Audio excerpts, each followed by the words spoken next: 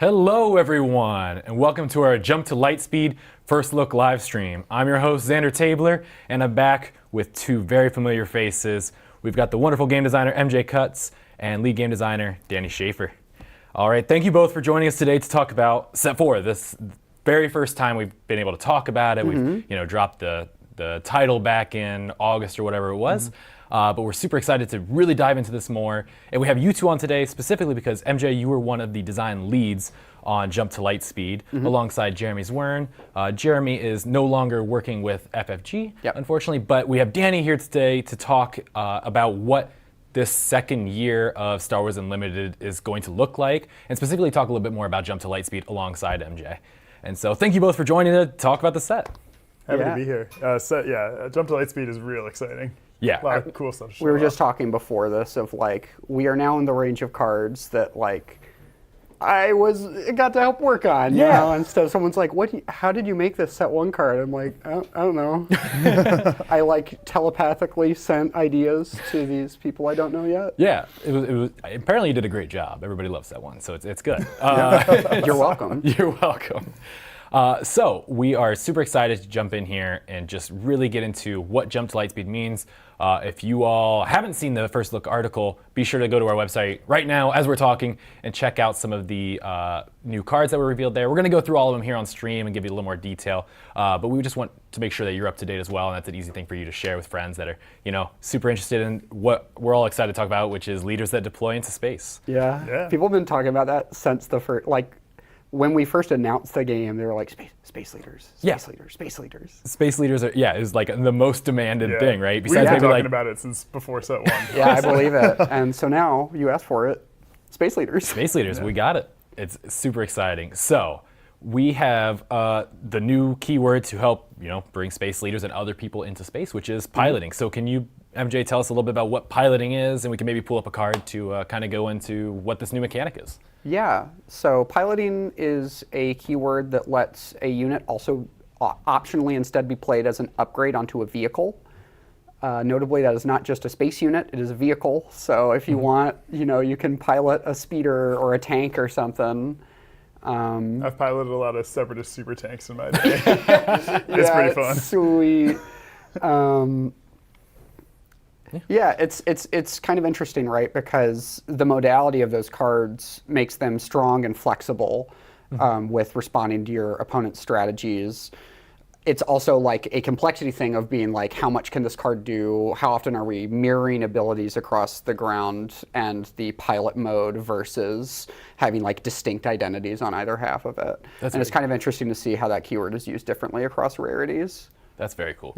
And so let's throw out maybe the Chewbacca card so we can just talk a little bit about it. And so I think an interesting thing on here is that similar to smuggling cards, these have no card on there just yet, two distinct costs on them too. Yes. So whether you're playing them as a pilot versus playing them as just a standard unit into the ground arena, they have a slightly different cost, so it's a little more appropriate on that. A pilot will have the unit's cost and ability and stats, and then the piloting cost with the pilot upgrade stat bonuses and ability in a separate box, and they're distinct. Very cool. Yeah, so you can see Chewbacca up here. An example of a card where we kind of mirrored the ability on the unit and the upgrade side. We'll see some pilots like that, others that are just sort of vanilla or just have a single keyword on the unit side and some kind of more special ability when they're piloting. Obviously, pilots are they're known for when they're piloting their ship, right?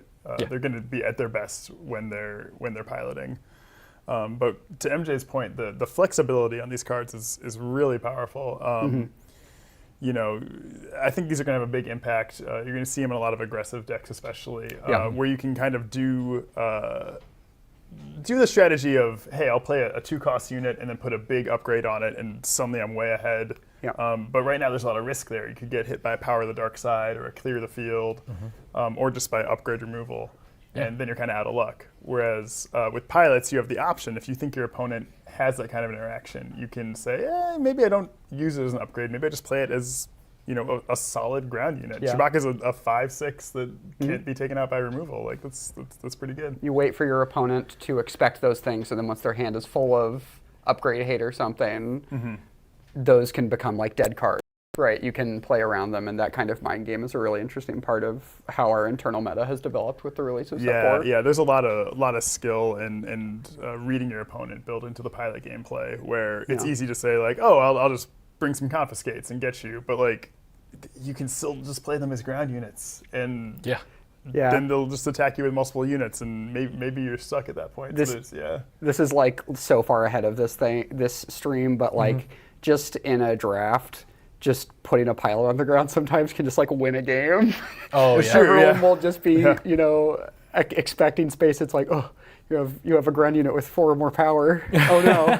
Yeah, that two arenas thing kind of flips on its head compared to what sets 1 through 3 have been, where you're like, oh, we're all playing on the ground. Oh no, I threw something in space, and now you have to deal with that.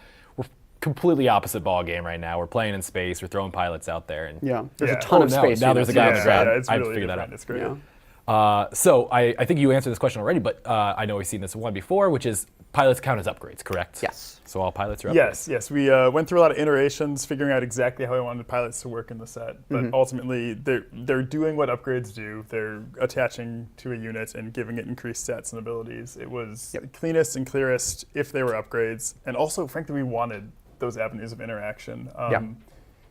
We tested, I think, a couple play tests where they weren't upgrades, and your opponent just having no way to deal with it in a lot of cases was just too powerful. It's both a power thing and also a like part of the vision for this game is something that is going to be accessible and playing back on existing tools that we've given players. Right, and so being able to expect these card types you already know and understand to continue functioning in those ways is important.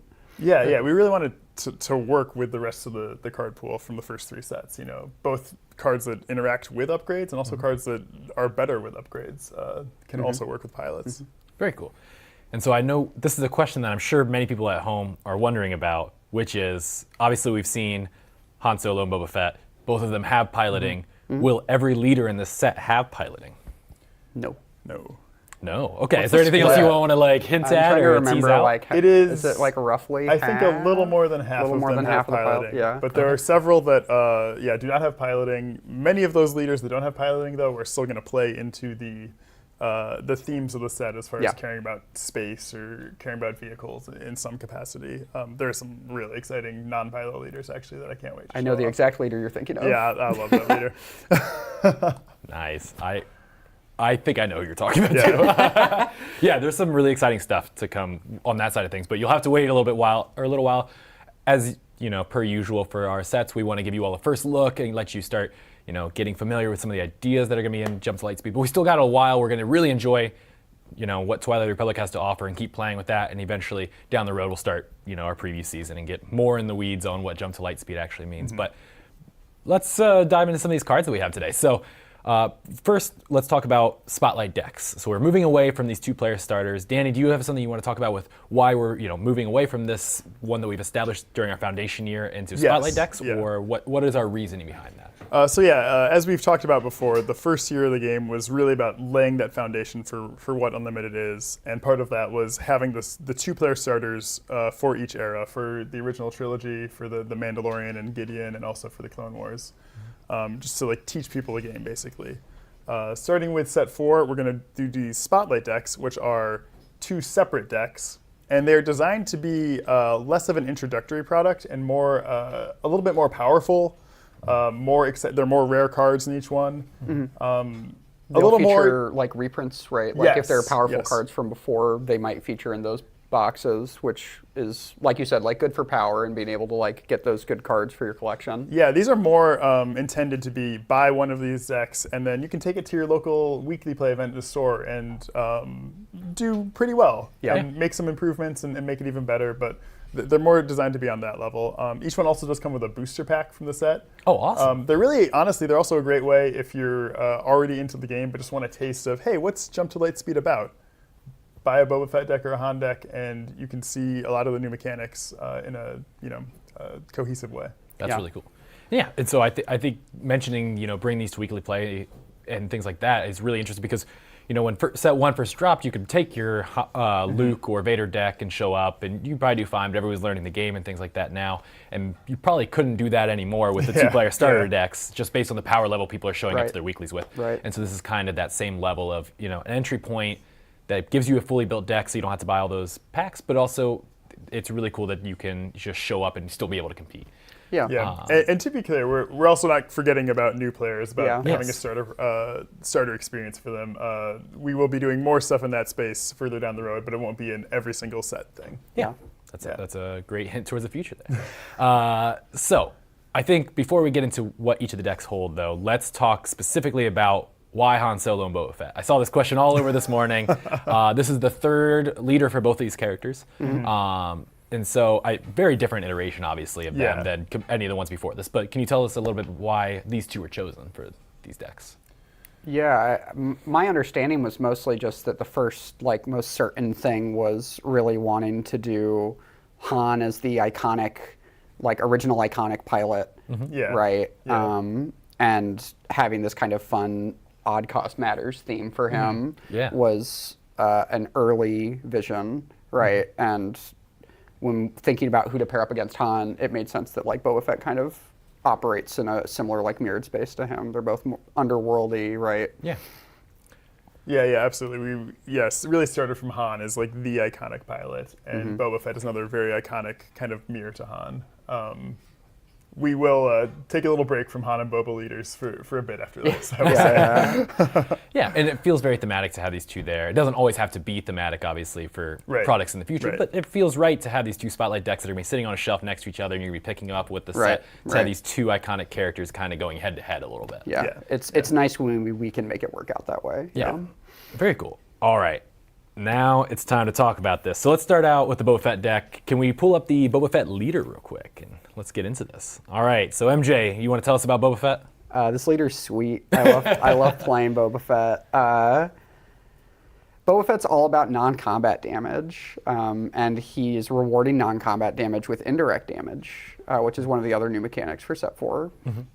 Indirect damage is something that's kind of showed up a little bit already in non-explicitly written ways, right? Okay. I think it's the Y-Wing, Grey Squadron Y-Wing or something. Yeah, similar to the Y-Wing. Where Some similarities to Cad Bane, a little bit different. Right. You're going to be dealing indirect damage to an opponent, and then that opponent is going to choose how to distribute that damage across their units and their base.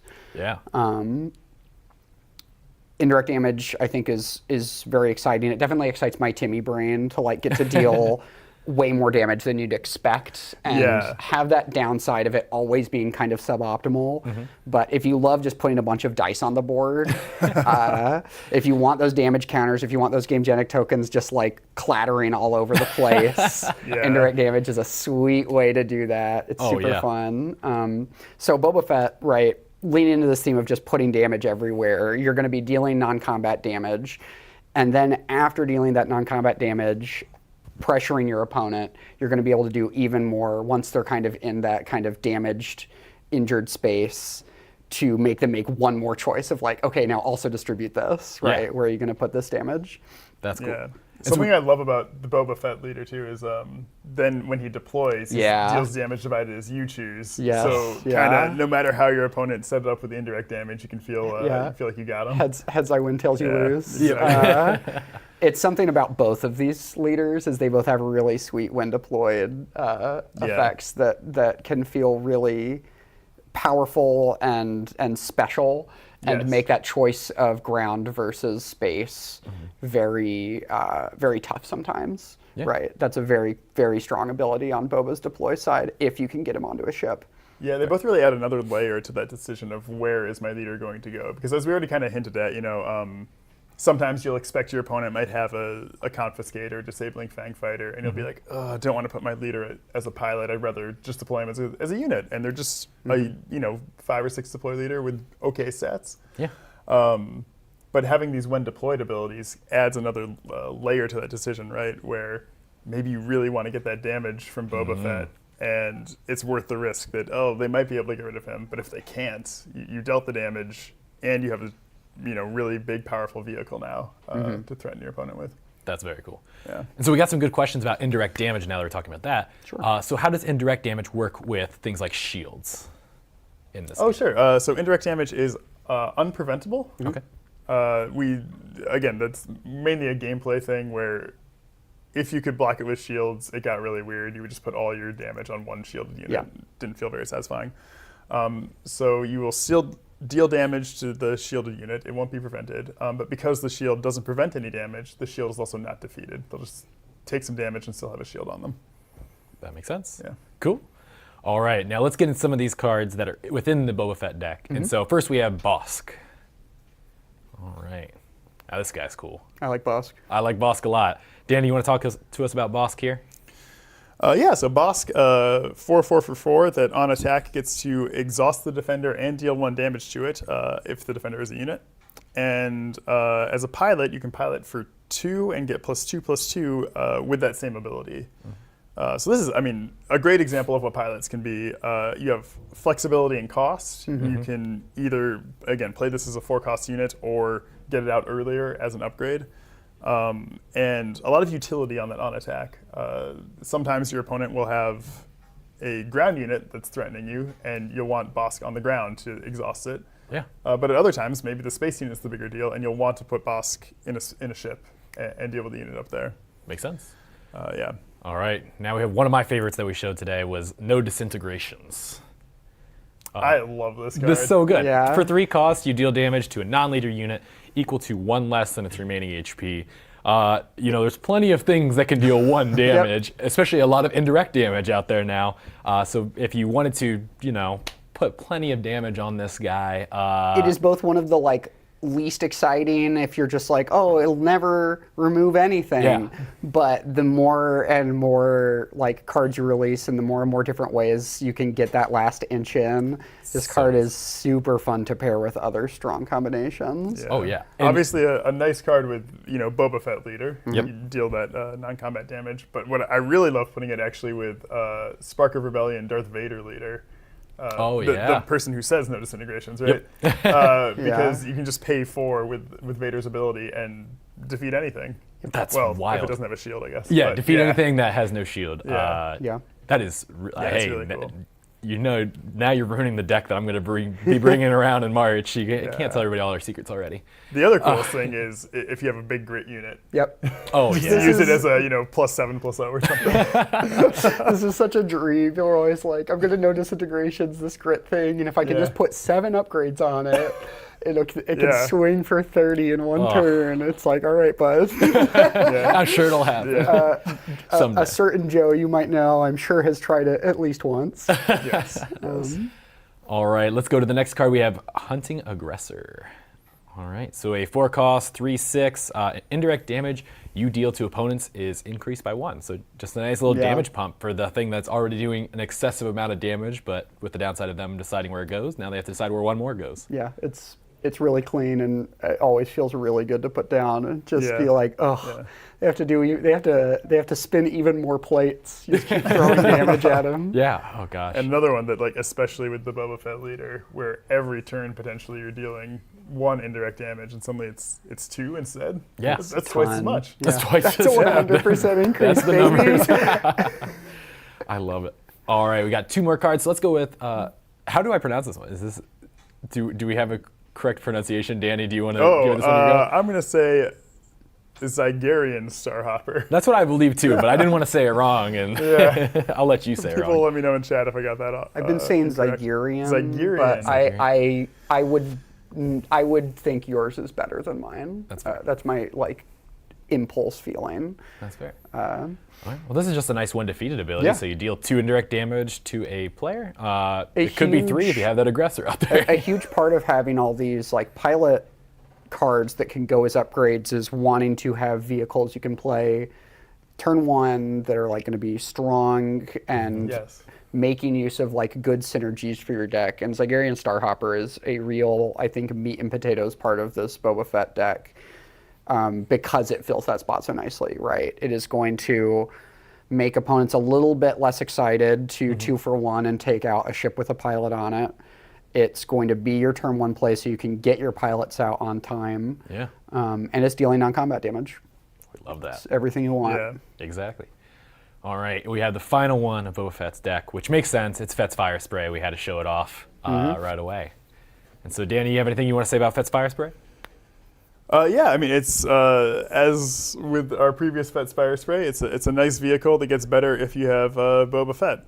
This one only works with Boba, I guess.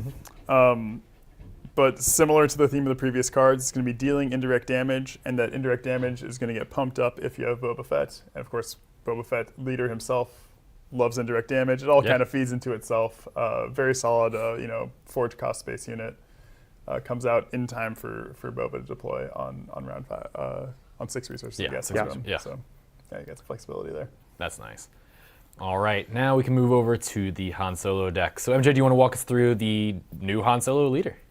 Yeah, new Han Solo leader is a pun stretched out across an entire leader and deck. It's such a fun ability. I love it. Yeah, it was a blast first seeing it, being like, oh yeah, this. Yeah, and it's like a unique deck build we haven't really had before, right? Totally, There's never been an totally. incentive to build your deck in exactly this way. It's the kind of thing that you would not do in the first set or two of the game, right? Yeah. It's starting to push into weird, deck building restraints that aren't just going to be immediately intuitive from theme or from the other things written on cards. Notably, what Han is doing here is he wants your deck to be full of cards that have an odd cost, right? So 1 cost cards, 3 cost cards. I believe all of the cards in this deck are odd costs, or most of them. It definitely wants to be hitting it frequently. But Han's ability on the front has a potential to make your units attack with extra power if you can not only have the top card of your deck be odd cost, but also match the cost of the attacking thing. And so there's multiple different hoops that you can kind of be trying to line up while still keeping your deck aggressive and efficient to make sure that you're getting that the full use of Han's ability every turn. And I think that's a fun challenge. Very cool. Yeah, you can't just, as I did when Han worked a little differently, fill your deck with 90% 1 cost cards and a few 3 cost cards and just go to town. You kind of have to spread things out a little bit. But yeah, similar to Boba Fett, really powerful and explosive when deployed effect on this pilot as well, where you could potentially play like a 5 cost card, deploy Han as a pilot, and if your board is built up, ready 3 or 4 or even 5 resources. That's nice. That's a great payoff for totally. deploying. Nice. All right, so it wouldn't be a Han Solo deck without the Millennium Falcon. So we've got a new version of the Millennium Falcon coming in this set. Yeah. This card, really a fantastic card. So one thing we didn't dig too much into, but in general, the piloting keyword and also all the leaders who deploy as pilots are restricted. You can only put them on a card that doesn't already have a pilot on it. Okay. In general, unless you have ways to work around that, you're going to have 1 pilot per vehicle. And this is the Millennium Falcon, which can have an additional pilot on it. Yeah. And it's already a 3/4 for 3 that gets +1/+0 for every pilot it has. Oh. So 2 pilots on there. It's a 5/4 base plus whatever extra stats the pilot is giving you. I think this is going to be a really key card for a lot of pilot decks. Something that you sometimes run into if you go too heavy on pilots is running out of places to put them, right? Especially with a pilot leader. You'll play a ship and then you'll put your cool like Chewbacca pilot on it, and then you'll say, oh, I don't have another vehicle to put my leader on. Dang. But the Falcon solves that, yeah. Just walking around on the ground because there's no room left in the cockpit. But yeah, having Han and Chewie able to fly together is super themey and fun. Yeah. Yeah, Han and Chewie and the Falcon is, you go Falcon and then Chewie and then Han, and you have it's too numbers. much math for Big me, numbers. but it's, like 11, and you ready some resources, Feels like a and burger you can't be recipe. defeated by abilities. You, stack up a Chewie. It's and pretty cool. Well, let's go ahead and pull Chewbacca back up here again. I know we showed him off just a little bit, but we could talk about him as a card. I mean, who doesn't like not being defeated or returned to hand by enemy card abilities? That just seems like fun to me. And throwing that on the Falcon that you plan to also put your leader on feels pretty good.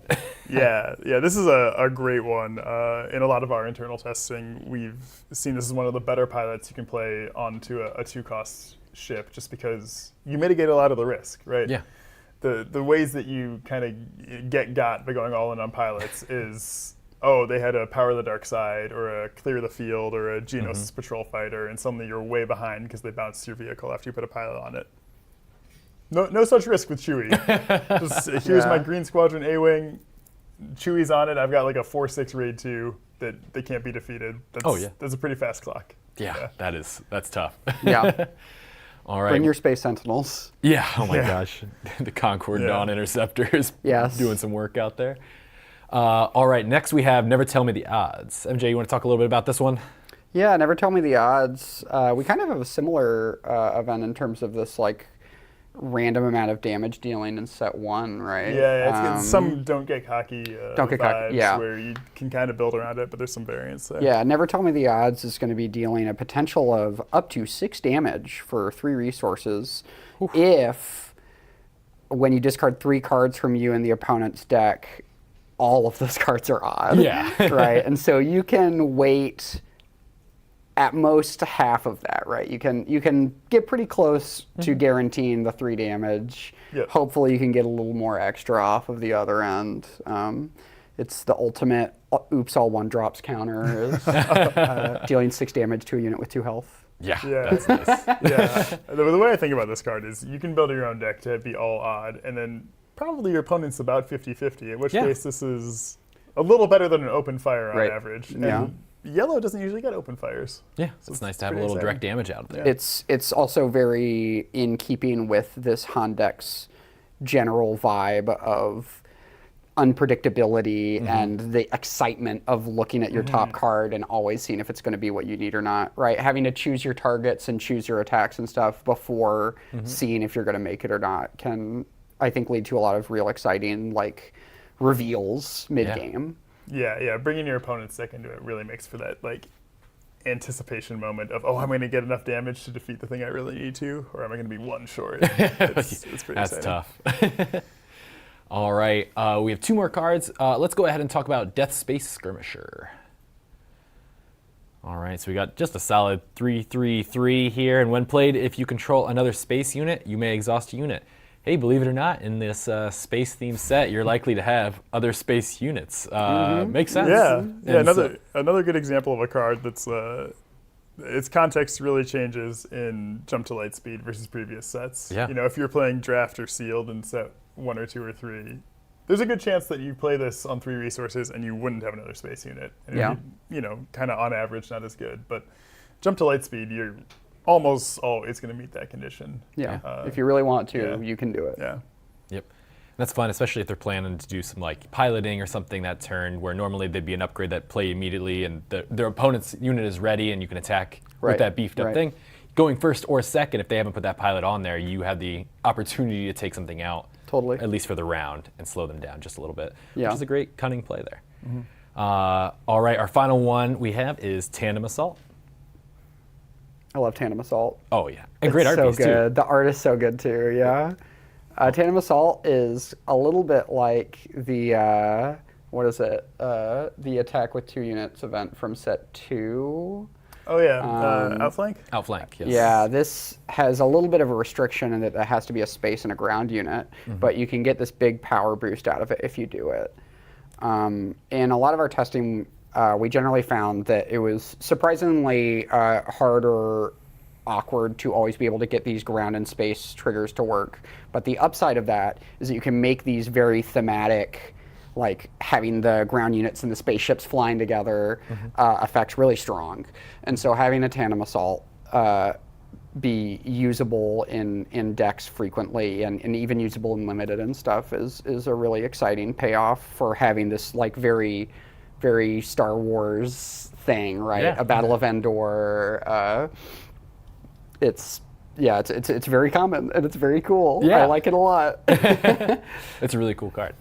All right, so we had a couple questions from the chat that I thought would be good ones. Danny, I think this is a great one for you. So will these Spotlight deck leaders be possible to pull as showcases from the normal packs, similar to what starter leaders were like in sets 2 and 3? Yes.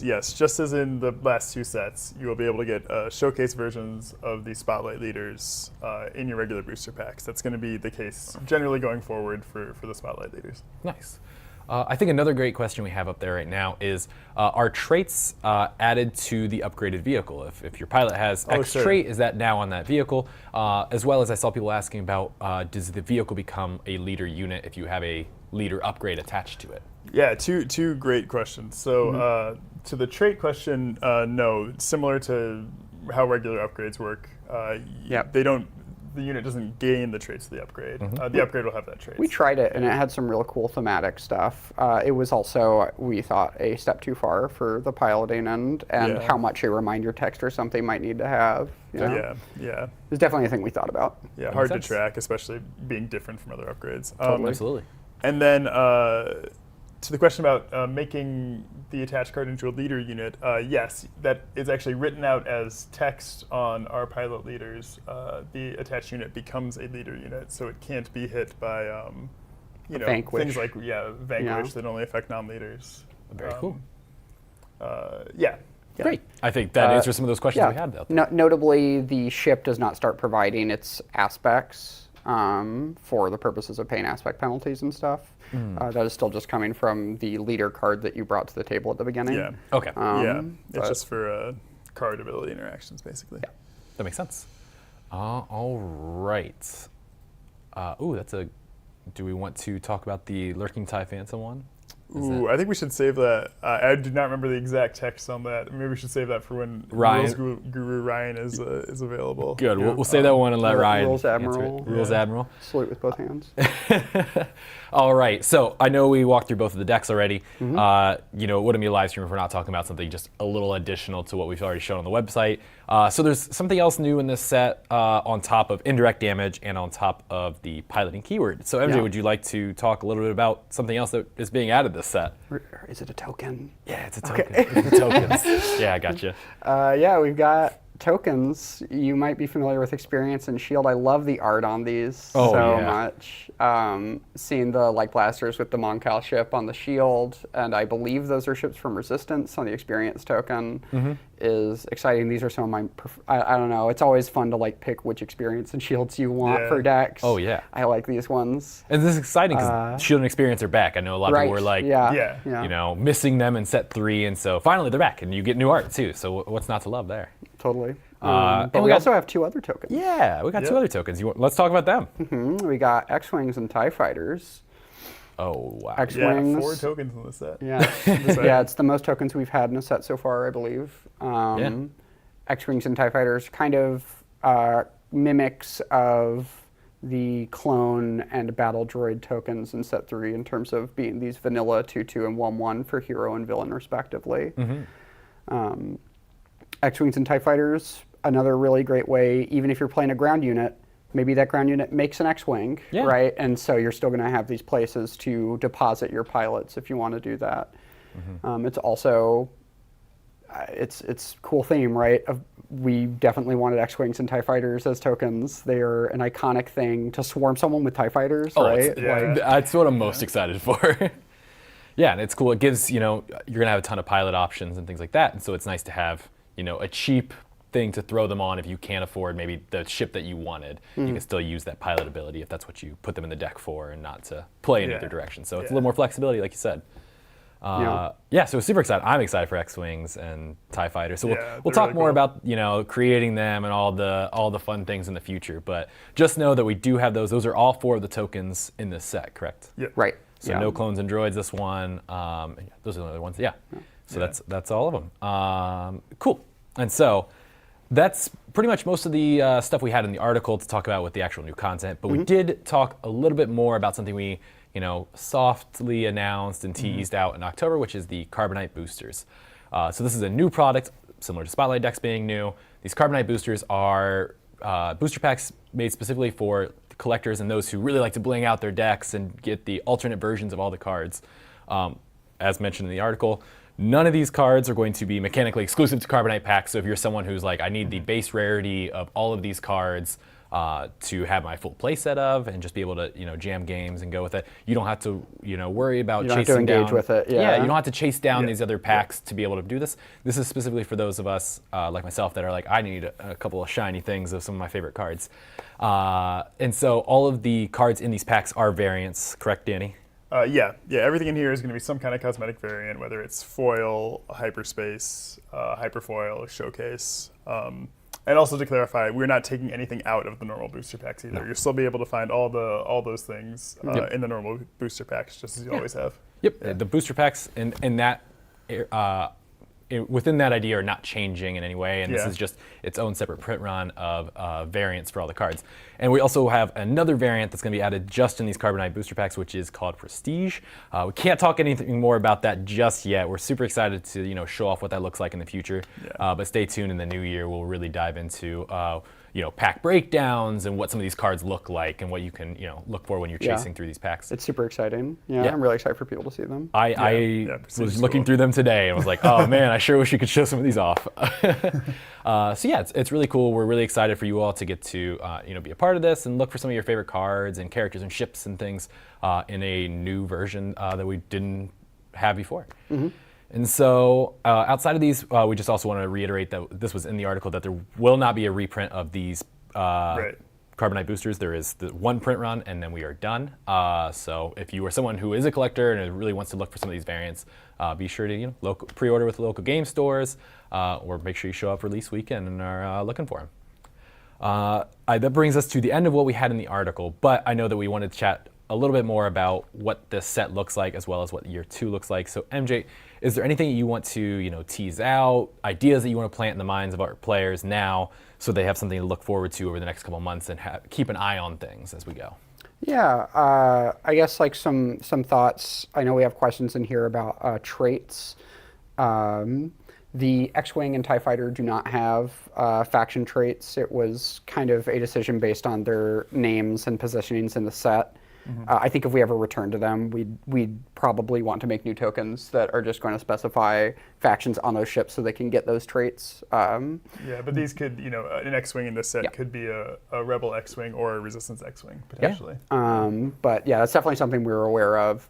But on the note of traits, as someone who really likes a nice simple deck that kind of has a fast put together, there are some traits that I really pushed to have some cool, strong synergies in this set.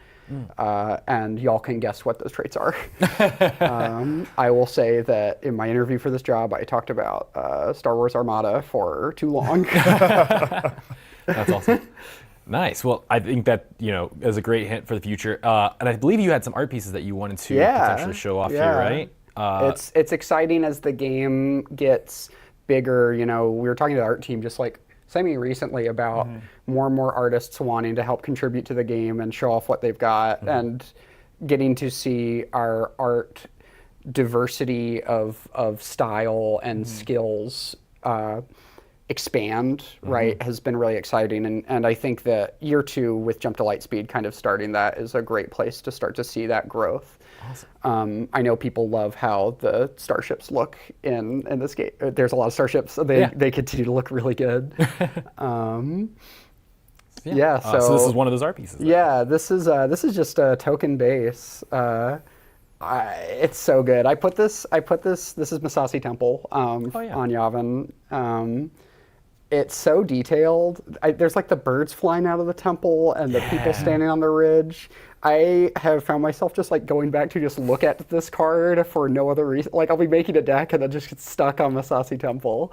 And so y'all were like, what are some art you like? And I was like, well, I could do this cool spaceship or something, but look at this. We're going to have so many spaceships to talk about in the future. We already revealed a couple today that people got to see. So it's fun to see. Give this token card a second to shine. The artist did a great job. I don't remember the name, unfortunately, but keep your eye out for it when you see it. Yeah, it's a really cool, really good art piece. Awesome. All right. And so we have this other art piece that you want to show off? Ooh. Yeah, this is Luke on Hoth. This was one of the characters and cards that I really pushed for to be in the set. It is... we talk about Han as the iconic pilot. For me, the iconic pilot from the original trilogy is more Luke in my brain, and so having a chance to see Luke in his different piloting iterations, and have him in what is a very mechanically thematic card, flying a snowspeeder, was really exciting, and it is a cool card that fits in a really unique niche in a lot of decks. I cannot wait to show the rest of those cards. I'm dying for it. It's so good. It'll be good. Oh yeah, I figured this. I knew this art piece was going to be on here, right? Yeah. This is the final one, right? Whenever you're Yeah. like, what's cool art, you'll like message, like all the designers just send back, Chimera, Chimera. Yeah. Look at Chimera, look at it again. Look at it. This art's so good. This art is nuts. I can't believe it. love that every shot of Chimera always has to be a little bit from the bottom so you can get the art on the underside of the Star Destroyer. And just the way it's silhouetted by the light behind. Oh, it's so good. I do not have words for how good this Chimera is. I don't either. And maybe there's so other good. cards related to a Chimera in the set as well. Who Maybe. knows? You know, plenty of opportunity out there. All right. Thank you, MJ, for sharing. Yeah, some really cool art pieces. Beautiful art pieces. I love those picks. Yeah. And then, Danny, is there anything you want to talk about? You know, we're entering year 2. You've been here working on this game Yeah. for, what, 4 or 5 years now? It's wild. It's been ages. Yeah. And we're I think finally- about mine is like 2 years. I'm like, oh my God. And we're finally starting year 2 of people actually playing the game out in public. So is there anything that you want to talk about for people to look forward to over the entire year, but Yeah. specifically Jump to Lightspeed as well? Yeah, so for the entire year, I think there's a ton to look forward to. As we've talked about before, I think year 1 was a lot of laying the foundation, getting kind of the basics covered, building up that card pool of what the game is going to be. Year 2, Jump to Lightspeed and Legends of the Force and Secrets of Power, each of them is going to, I think, be a bigger shift, a big effect on the game, on the mechanics, on what you're seeing. Every set's going to swing things a little more than I think they did in the first year, and it's a lot to look forward to. It's an opportunity to bring like a diversity of decks up to like a strong power level. It's an opportunity to introduce like weird or very excitingly thematic mechanics that wouldn't be appropriate for like early sets in a game's life. Yeah. It's definitely like a tension of still wanting it to always be this game that you can give to someone and sit down and play and it be smooth and fun and accessible. But as we have like more players that are learning the game better and are able to like understand things and grok them well, it really opens up fun space for us as designers to really get creative. And I'm so excited for year 2. It's what I always tell people, like, oh, in part just because they're cards I know better, right? But I'm so excited for year 2. Oh, it's going to be so good. I like can't, I cannot overstate it. Unironically. That's fair. Yeah. I am really ecstatic to see, that we're finally starting this, and so it's going to be a really fun year. Lots of big things happening in organized play. 3 new sets coming out. It's, we want to thank you all for joining us for this journey up to this point, and we're really excited to share more about what year 2 is going to look like. Yeah. And that brings us basically to the end of the stream. We did have one quick thing we wanted to say, is that we are attending PAX Unplugged this weekend. I know we've talked about it on social media as well, but there'll be 4 of us on site. MJ, you and I will be traveling there. Along with Ryan.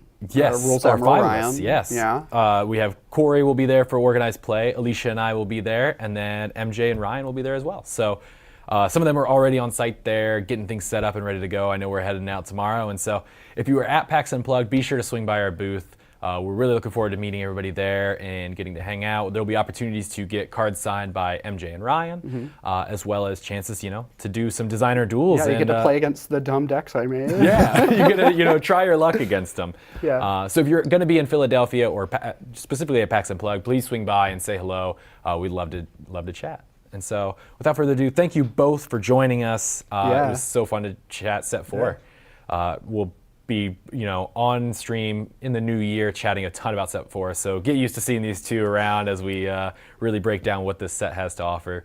But thank you all for joining us, and we'll see you all next week as we prep for planetary qualifiers for Twilight of the Republic. Thank you all, and we'll see you next time. Bye.